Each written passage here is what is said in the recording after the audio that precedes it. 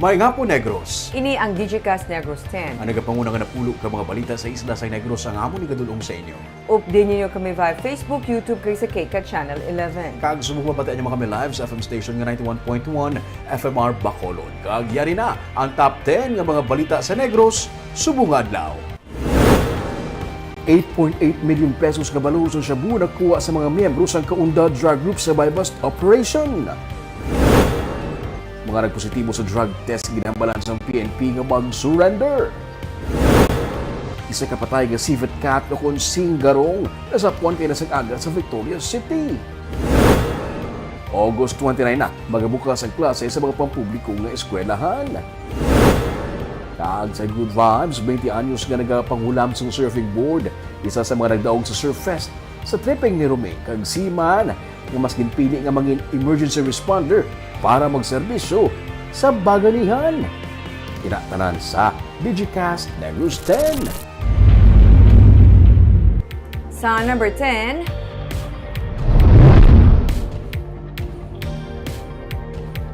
sa Agosto 29, magabukas ang klase sa mga pampubliko nga bulutuan.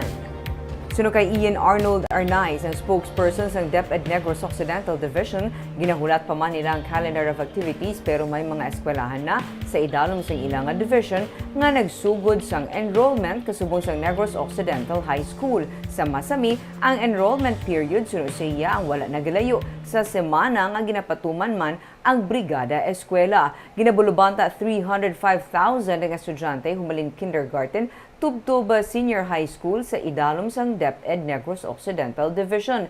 Kuni base sa yearly projection nga may 1% increase sa kada tuig sini nga 2023 nga school year, ginabulubanta 308,000 ka mga estudyante ang magabalik eskwela. Samtang padayon pa man sa karon ang repair sa mga classrooms kag school buildings.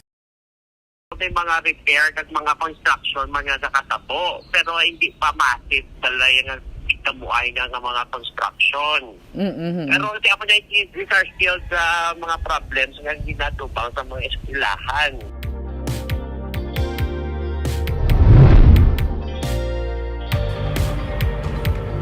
Sa number 9, si Palay City Mayor Gina Lizares nagpatigayon sa inspeksyon sa Botanical Nursery. Plano sang syudad nga pagabuksan ini sa publiko bilang isa pagid sa mga kaladtuan sa among syudad. Nagpatigayon sa inspeksyon si Palay City Mayor Maria Gina Lizares agud tan-awon ang development sang City Botanical Nursery sa barangay Manlukahok sa Sipalay City. Ang nursery ang yara nahamtang sa namukid nga bahin sa syudad kung saan kitaon man ang manaming ang landscape sang Sipalay. Ang nasambit nga nursery ang mayara sa karon sa nandari-sari nga klase sang mga tanom kag kahoy. Parayon sa karon ng development sa mga lugar kaangay sang clonal nursery, greenhouse, poultry pen, vermicomposting site kag dugang road access. Iniya ang magaserbi man nga dugang atraksyon sa mga turista nga magapadulong sa Sipalay City. Plano nga buksan sa lokal nga panguluan ang Sipalay Nursery sa publiko sa tion nga matapos na ang mga ginapatigayon sa karon nga mga development sa among nga lugar.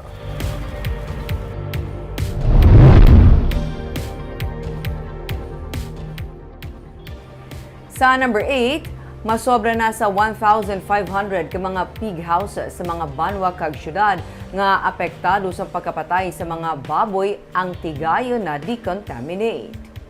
Sa nagligad nga inadlaw, nagpatigayon sa decontamination sa mga pig houses sa banwa sa Pontevedra kag Ibi Magalona. Ang pag-decontaminate kabahin sa pahagan-hagan o kung paglikaw sa paglapta pagin sa masakit nga nag-igo sa mga baboy. Kabahin naman ini sang pagpanghanda para sa ginapaabot nga sentineling kag restocking. Ang sentineling nagakasayuran sa monitoring sa lugar kung bala may nagakapatay pa nga baboy. Kung wala na sang may na-record, sarang mahatagan sang baboy para maobserbahan. Kung ini ang hindi magmasakit o kung mapatay, mahimo masugdan na ang programa sa repopulation. Sa report ng Office of the Provincial Veterinarian kahapon, 5 ang na-record na patay nga baboy sa bilog nga probinsya. Padayon ang pagnubo sang hog deaths. Samtang nagahulat man ang Department of Agriculture Region 6 sang report gikan sa Bureau of Animal Industry bahin sa mapping sang ASF cases sa bilog nga pungsod kag mapat-ud man kung ano na ang sitwasyon sang ASF sa Western Visayas lakip na ang Negros Occidental. Sa number 7,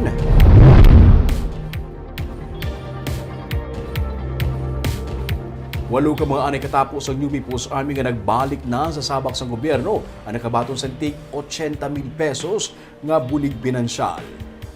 Ang city government sa Himamaylan pinagi sa City Social Welfare Development Office na naghatag sang kabilugan nga 80,000 pesos nga cash assistance, food packs kag personal kits sa walo ka anay rebelde nga nagsurrender sa 94th Infantry Battalion kag Himamaylan City PNP.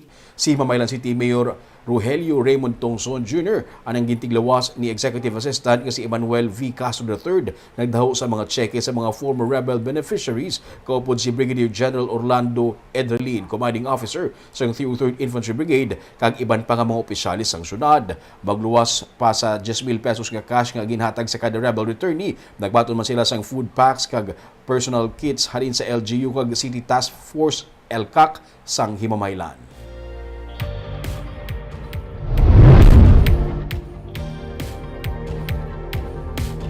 Sa number 6, Barangay Estefania sa Bacolod City ang magatalana sang tanod agud to hugot nga mabantayan ang sapa sa relocation site agud to mapaiway ang paghaboy sang patay nga sapat. Buhi pa ining tutoy nga ginsulo sa sako kag ginhaboy sang wala makilalan nga persona malapit lang sa Taytay Purok Arao sakop sang Barangay Estefania. Ang ido ang temporaryo nga ginsagod sa isa sa mga residente sa lugar. Madumduman nga sa amuman nga Taytay, nakitaan sadto ang isa ka rider nga naghaboy sang ido sa sapa. Ugaling sang ginsaway siya sa mga residente, iya ginkuha ang ido kag ginhigot agud magguyod sang iya motorsiklo. Suno kay punong barangay Jerry Tingson sang Barangay Estefania, ila na ginausisa ang amo nga insidente. Nagpasalig man siya nga magtalana sang tanod agud mag-monitor sa lugar agud to mapaiway ang paghaboy sang sapat ilabi na patay nga baboy sa sapa bangod man sang kahangawa tugas sang African swine fever. Ginwarningan ko ang mga aton yung mga pro commanders. Yan naghatag ko instruction no? Nga hubton ang monitoring sa sina nga of course ina nga cases hindi naton matoleran no? So naghatag na ko instruction sa aton monitoring team kag hibaloon din nila kung sino na ang mga guilty nga party.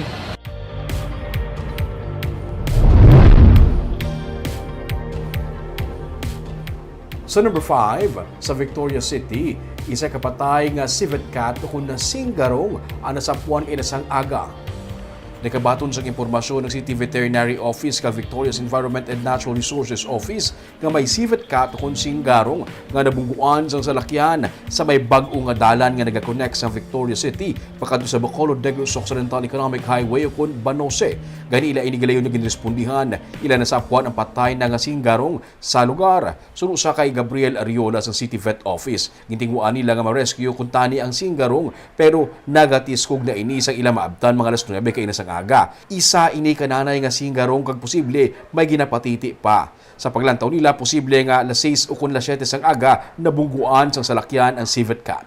Ang civet cats ang ginakabing nga rare kag endemic species sa Pilipinas. Nagapamuhin ini isang liso sang kape. Kaamo naman ang ginakabing nga mahal nga klase sang kape.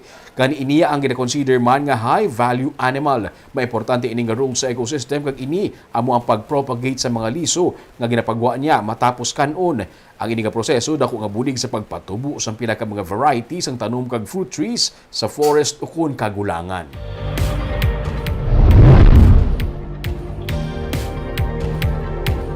Sa number 4, Negros Occidental ang may pinakadako nga na-record nga halit sa agrikultura sa Western Visayas tugas ang Bagyo Egay.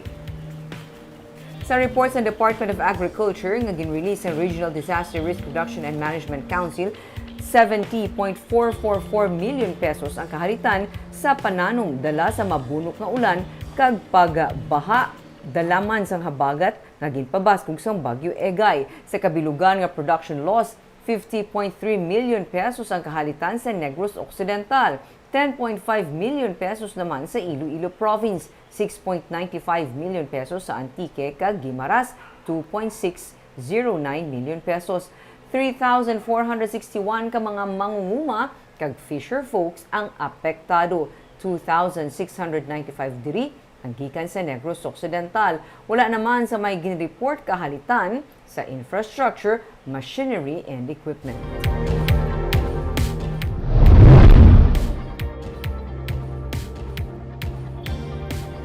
Sa number 3, isa ka hearing nga natalana sa Lunes nga adlaw. Ini may angot sa kasugtanan sa tunga sa syudad sa Bacolod kag Hume Foundation. Ini may angot sa Mascara Festival 2023. Pangunahan ni Councilor Al Victor Espino, pamuno sa Committee on Laws and Ordinances and Good Government ang pag-scrutinize sa Memorandum of Agreement sa syudad sa Bacolod kag Hume Foundation nga amuliwat ang napili nga organizer sa tuigan nga Mascara Festival.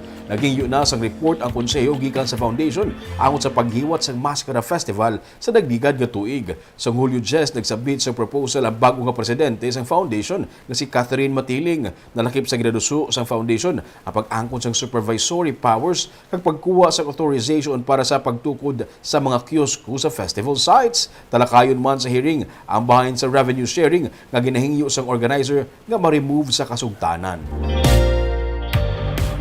Sa number 2,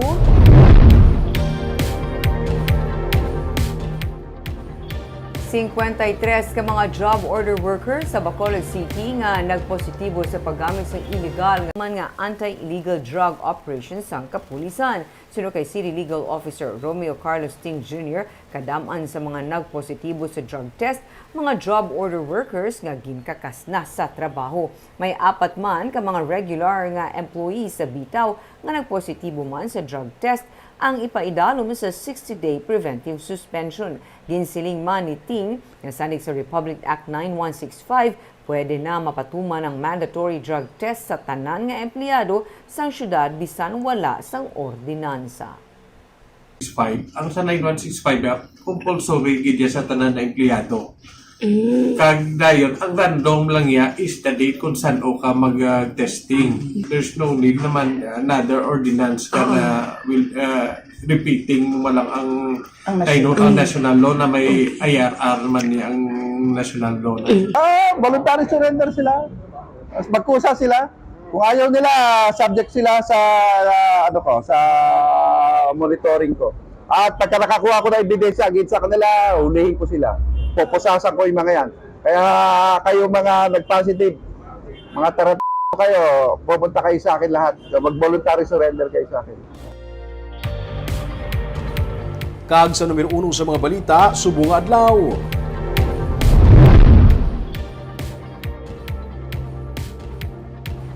₱8.8 million nga balor sang suspected shabu ang nakuha sa Kaunda Drug Group sa gipatigayon nga buy-bust operation sa kagabi sa Barangay Singkang Airport sa Bacolod City. Ang PNP handa nga maghatag sa reward money nga ₱100,000 sa makatudlo sa leader sang amuha grupo.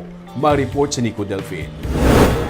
Naglabot sa 1.3 kilos ang shabu nga nagabalor ₱8.8 million ang na-recover sang katapos ang Police Station 8 sa buy-bust operation batok sa 3 ka mga ginaligar katapos ang Kaunda Drug Group sa Barangay Singkang Airport sa Bacolod kagabi.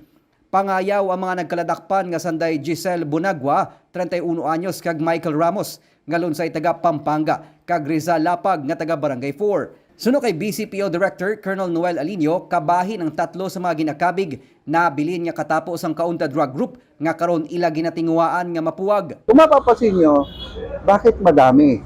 Bakit malalaking tao?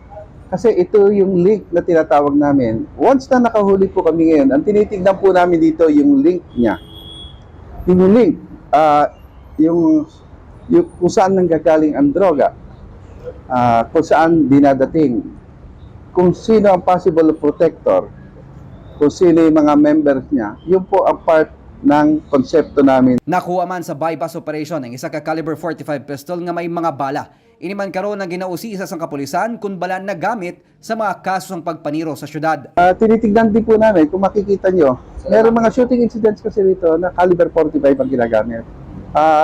Ano po yun, imamatching po namin sa mga previous incident dito. Ang BCPO nagtanyag na sang ₱1,000 nga reward money para sa makabulig dakop sa mga ginakabig leader sang drug group. Hatagan man sa reward ang katapos ng Police Station 8 sa madilalagon nga anti-illegal drug operation. Nagapati si Alinio nga paagi sa kooperasyon sang publiko, mas papabaskog pang kampanya sa illegal nga droga nga muman ang isa sa mga kamangdanan kung nga napili ang BCPO nga Best Police Office sa pungsod. Nico Delfin para sa Digicast Negros.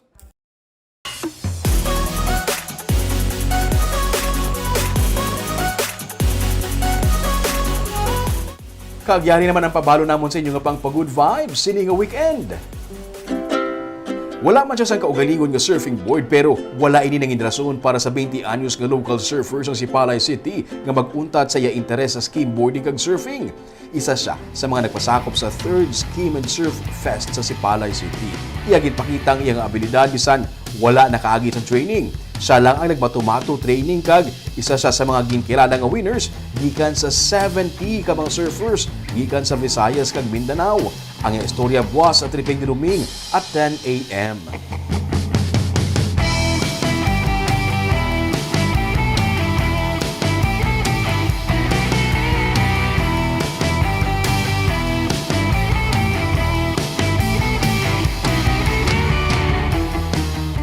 Kag isa kasiman ginpili nga mangin emergency medical technician agud makabulig sa tiun sa emerhensya. Upod sa pila ka mga volunteers amat-amat nila nga napabangon ang volunteer organization nga dekada naman nga nagaserbisyo sa mga nigrense. Aton kilalahon ang pila lang sa mga ginapabugal nga volunteers sang DYA Pilipinas sa sininaman nga episode sa Baganihan sa Sunday. Barb, ang Sipalay City, imagine, isa na siya sa mga surfing destinations dito sa Pilipinas. At least nakilala siya sina. Kag Ming, grabe pa ni Kasugi ha? Nag-self-learn ang tawag. Nakulang na siya sa surfing board. Kag mamaniblabag sa mga volunteers, taging give up nila ang ilang mga handbook para lang makaservisyo. Buwas sa voluntaryo, kaming wala gid may makaperdis ng servisyo. Kagawin ito mga balita sa Negros Subungan Lao. Kay man sa panahon karon importante nga may ihibalo ka sa nagkakatabo sa imo nga palibot. Kung dapat balansya kag eksakto mga impormasyon. Parahin kami nga magapangalagad sa Negrosanon. Ako si Barbara Mijares. Tubtub sa Lunes, ako naman si Romeo Subaldo. Happy weekend!